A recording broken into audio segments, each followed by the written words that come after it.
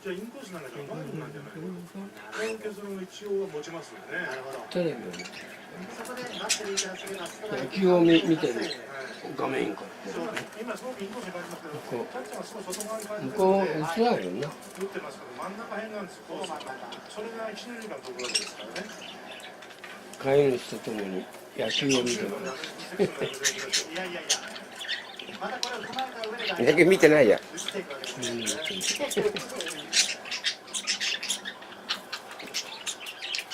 さすがに野球は興味ねえみたいだなこ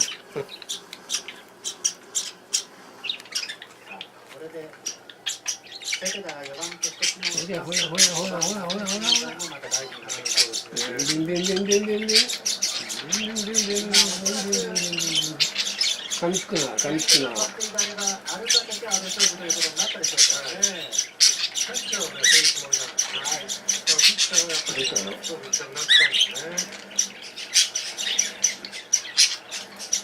2人の守備位置山田です。この回セケダのラインカツヒットがタイムリーでした。1点を返したジャイアンツ。この後バレンティンからです。いよいよ来週、交流戦で開幕。